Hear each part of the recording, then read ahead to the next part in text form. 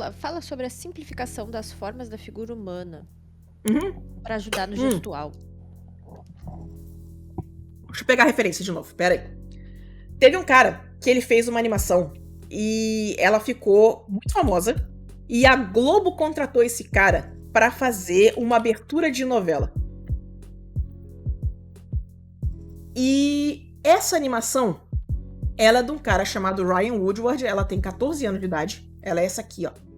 De novo, eu não vou poder deixar tocar, porque essa animação é fantástica. Eu não vou poder deixar tocar porque, né, YouTube, copyright, deixa eu salvar o link aqui pra vocês, nós, ó. Aí, seguinte, o que esse cara faz nessa animação, tá? Ele brinca com essa ideia da estrutura com o gesto. Então ele pega a ideia do gesto, exagera até a forma quebrar e virar um ícone. E aí ele faz essas figuras que desmancham e remontam, sabe? Com esse princípio.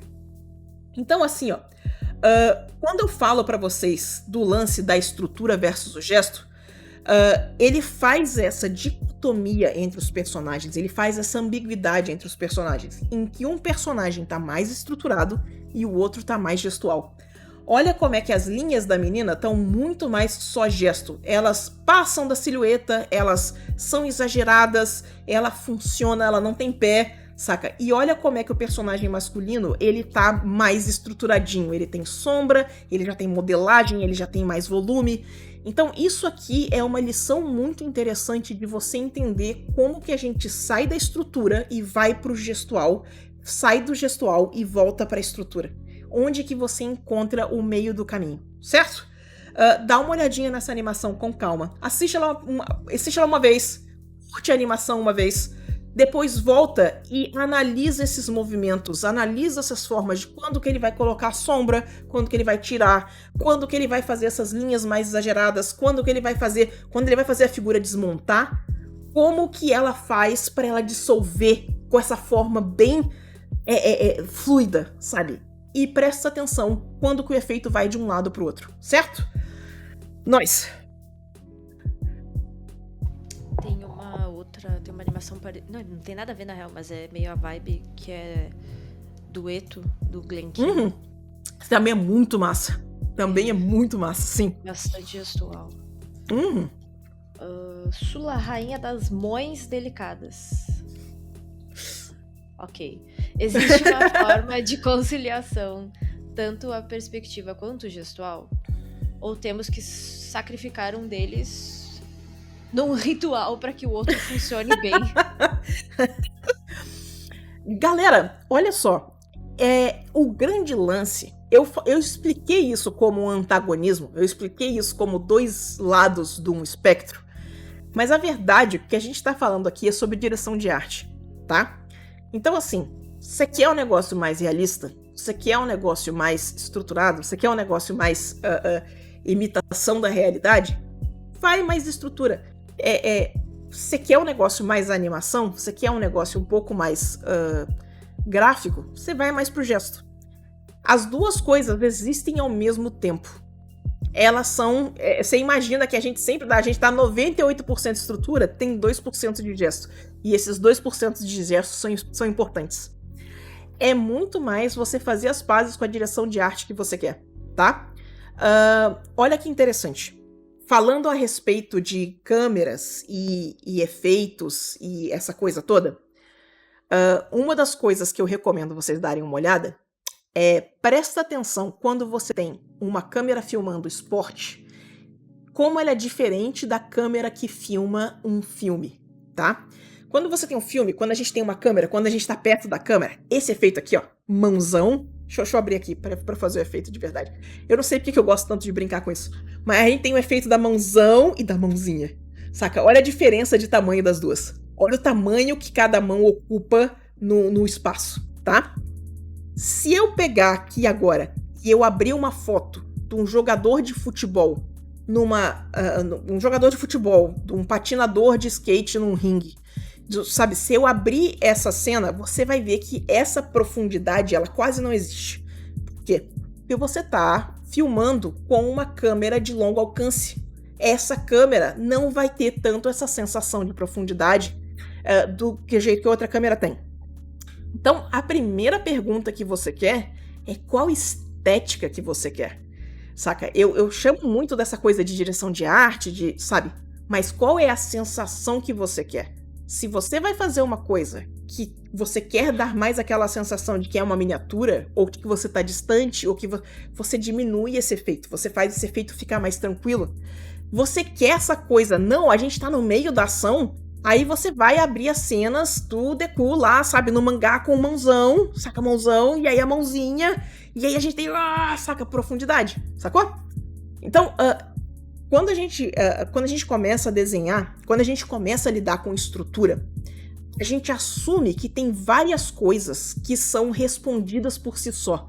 Tipo, como eu estou representando a realidade, é assim que faz e ponto. Por isso a importância de estudar cinematografia. Quando você assiste filmes de diretores diferentes, se você pegar um filme do Nolan, se você pegar um filme do James Gunn, e você comparar com um filme qual é o cara do Kill Bill? Meu Deus, você sabe o que eu tô falando? Tarantino. Se você comparar com o filme de Tarantino, são filmes que têm estéticas diferentes. As lentes são diferentes, as cores são diferentes. Tudo aquilo é representação da realidade, saca? Mas como essas pessoas usam essas diferenças estéticas a favor delas? Como elas constroem essa narrativa? Sacou? Então, mesmo que você esteja representando a realidade, tem muita coisa que você tem controle sobre como aquilo apresenta no seu papel. Certo? Nós. Cadê? Peraí que eu vou pegar mais um vídeo pra vocês. Eu quero pegar... Peraí que eu salvei isso na mentoria, porque esse vídeo ele é mais dificinho de achar e esse vídeo é fantástico. Lau, é um vídeo sobre perspectiva e lentes de câmera. Esse vídeo especial, ele em especial, ele é se a perspectiva não existisse.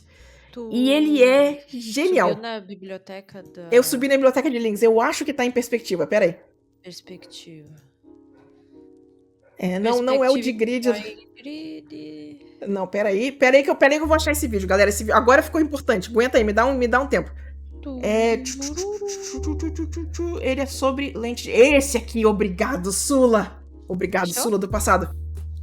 Ele chama The Dolly Zoom. Olha isso aqui. Peraí, faz bagunça não. Peraí.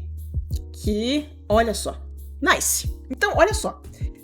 Como isso aqui é um GIF bem popular, eu acho que o YouTube não vai reclamar se eu tocar isso aqui, esse iniciozinho não, tá? Esse iniciozinho do vídeo, o que ele é? Eles são retratos iguais, tirados com câmeras diferentes, tirados com lentes diferentes. Olha que interessante.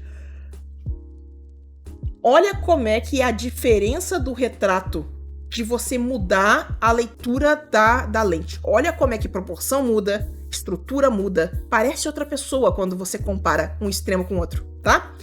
Esse vídeo ele é muito interessante, que ele vai explicar como é que a lente funciona, explicar como o efeito funciona, e ele tem um momento aqui em que ele faz uma lente que não teria a sensação de perspectiva. Então, se vocês precisam entender... eu tô sem o screen share, né? Manezona, peraí. Aqui, pronto, tá sem tela. Eu ia obrigado. Aqui, ó, peraí, vou fazer de novo, tá tudo bem. Olha isso aqui, ó.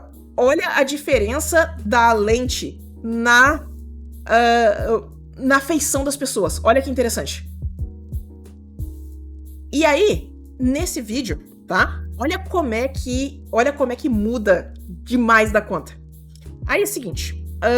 Espera aí. Eu não sei por que meu chat não tá descendo. Ele tá parado, não? Muito frustrante. E aí, nesse vídeo, tá? O que ele vai fazer? Ele vai mostrar como é que lente funciona, tá? Se você tivesse uma lente do tamanho do personagem, você teria uma imagem sem perspectiva.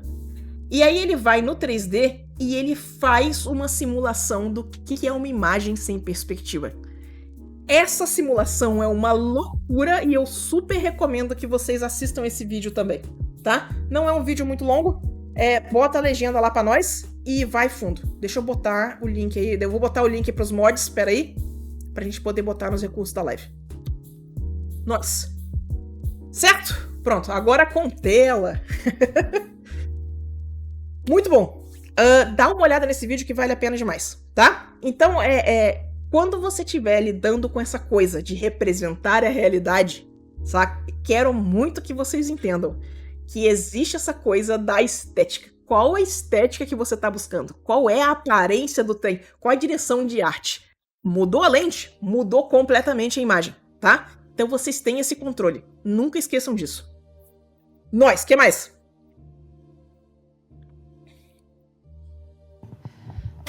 Sula.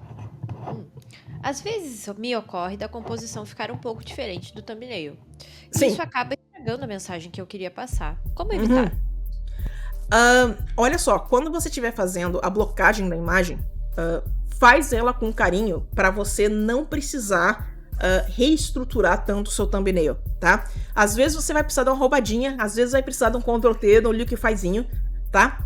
Então não tenha medo de ajustar a sua imagem para a leitura ficar correta. É muito o que eu estava mostrando dos efeitos 3D, desses roubos que o pessoal faz. A composição, ela às vezes é mais importante do que a estrutura. Então não tenha medo de fazer esses roubos, tá? Tangente. Aviso de tangente. Eu vou fazer a vinheta só tipo tangente. É isso. Tem um cara, ele fazia pôster nas antigas. O nome dele é Drew Struzan. Eu tô cheia de link hoje. O Drew Struzan, ele fez os pôsteres dos meus filmes da infância. Eu acho que um dos últimos trabalhos comerciais grandes dele foi o pôster do primeiro filme de Harry Potter. Esse aqui, ó. E, cara, o trabalho do Drew Struzan é fenomenal. Ele faz isso aqui à mão, tá? Ele é pré-Photoshop. Isso aqui é aerógrafo. É pincel e aerógrafo. E o trabalho dele é muito bom, tá? Ele desenvolveu esse estilo que o pessoal chama de cabeças flutuantes. E uma das coisas que ele fez foi dessa trilogia nova do Star Wars, que os 3 posters, eles eram a mesma perspectiva. Então, quando você colocava um do lado do outro, as cenas se completavam. E o povo pirou quando viu isso, sabe? Então, o Drew Struzan é muito bom. Drew Struzan é esse cara, ele fez, sabe? Todos esses filmes da década de 80 que a galera pira, De Volta pro Futuro, Indiana Jones, Star Wars, tudo isso passou na mão dele. Drew Struzan tem um documentário. E, cara, vocês sabem que eu peguei essa transição quando o meu chefe de publicidade trabalhava com aerógrafo. E a gente entrou como equipe digital. Então eu fui a transição do aerógrafo pro digital. Cara, quando o pessoal fazia isso na mão, pensa aqui comigo.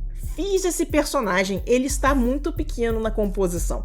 Você vai pegar um estilete, você vai cortar o seu papelzinho, e aí você vai lá na Xerox, você vai ampliar o personagem, aí você vai cortar o personagem novo, você vai botar e colar na sua composição.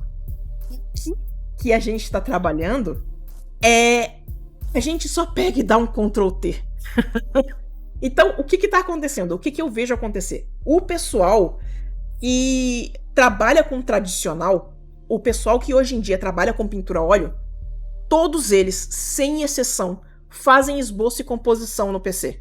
Porque essa facilidade de recortar, mover, redimensionar, girar, fazer encaixar, liquify, ela é extremamente útil nessa início do processo, tá? Então, quando vocês estiverem fazendo a composição de vocês, não tenham medo de usar essas ferramentas. Faz a composição funcionar. Quando você terminar o esboço, quando você terminar a composição, né? Quando você terminar tudo, aí você limpa e aí tá tudo no lugar, tá funcionando, agora você vai pra próxima etapa. E aí o pessoal pega, projeta isso na tela e faz o esboço. Mas usem as ferramentas de vocês a favor de vocês, tá?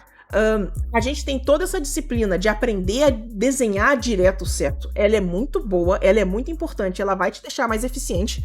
Mas, pelo amor de Deus, usem as ferramentas. Elas estão aí pra isso, ela ajuda demais, tá? Hoje em dia, mesmo o pessoal do tradicional usa, porque fazer isso na mão era um trampo gigantesco. Vocês não têm ideia. Imagina, galera, vocês pararem e ter que sair de casa pra ir na Xerox ampliar um desenho. É só um Ctrl+T. É isso.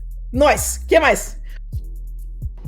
Cara, mimeógrafo. Não, muito velho, para. Cheiro do mimeógrafo, sim. Nós, o que mais? O famoso, graças a Deus, nasci millennial. Sim.